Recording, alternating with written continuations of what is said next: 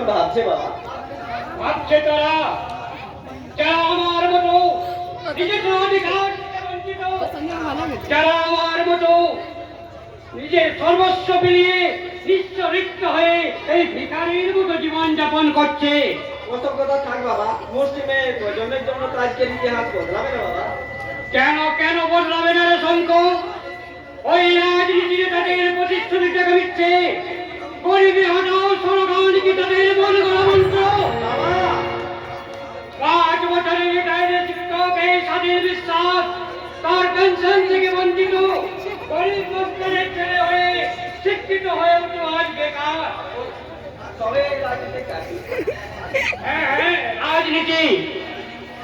ওই রাজনীতি দোহাই দিয়ে কিছু ছাত্রছাত্রী মানুষ দেশের মুখে আমাদের জ্বালাতে চাইছে সর্বনাশার আগুন। ওই নেতার মুখোশ করে ওই সমস্ত দপ্তরাজির দল করে চলেছে ভারত ভাগের ষড়যন্ত্র।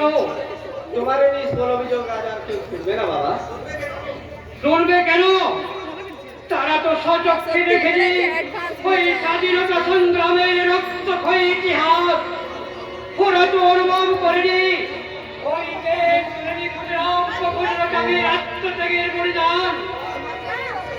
ওরা তো যুদ্ধক্ষেত্রের সৈনিক হয়ে হজম করেনি ওই ব্রিটিশ ব্যারিয়ার পুরোদের রাইফল।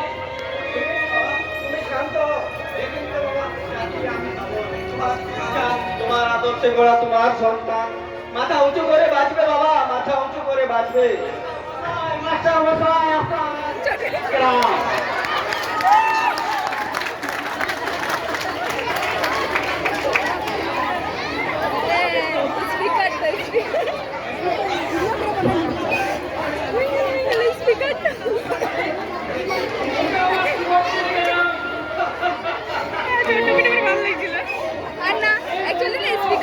স্পিকারে বললে কি আমার সমাজকে আমার সবচেয়ে প্রিয় ছাত্র শুভ স্কলারশিপ দিয়ে মাধ্যমিক পাস করেছিল।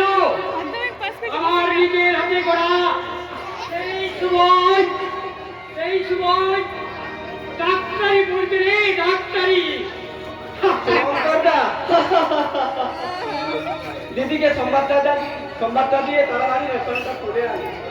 আরে শোন, এই যে 20 টাকা ওই রেশমের পরিবারকে আগে তুই কিছু মিষ্টি নিয়ে যা। এই আমি যাবো আর আসবো, কিন্তু কি মিষ্টি আনবো বাবা? রসমালাই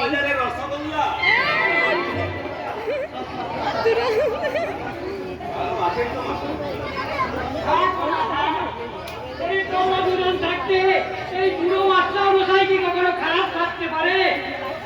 ওরে ও নাতি, দেখে যা বাবা কে এসেছে। ওরে ঘরে যাবো আর জল খাবারের ব্যবস্থাটা করবো, জল খাবারের তারপর কেমন আছেন ডাক্তার বাবু? ডাক্তার বাবু, হ্যাঁ, এদিকে যে আপনার পেশেন্টের অবস্থা একেবারে সিরিয়াস। Patient serious? আপনার কথা তো ঠিক বুঝতে পারলাম না ভাই। দেখুন সুবোধা, যতই আপনারা ডুবে ডুবে জল খান, এই সংকেত সংকোচিতের দৃষ্টি কিন্তু এড়ানো সহজ নয়। এবার বুঝলাম কি বুঝলেন? আমাদের শঙ্খ বাবু এবার লেখাপড়া ছেড়ে মনে গ্রাইন্ডে গোয়েন্দাগিরি শুরু করেছে। That's good. কিন্তু শঙ্খ বাবু, আমার পেশেন্ট যে রোগে ভুগছে সেই রোগের পেশেন্ট কি আপনি নন? আমি?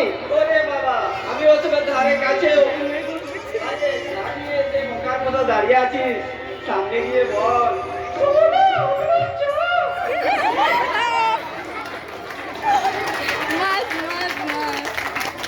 तुमका दिन मत कुछ ना ব্যাস হয়েছে, কি হয়েছে?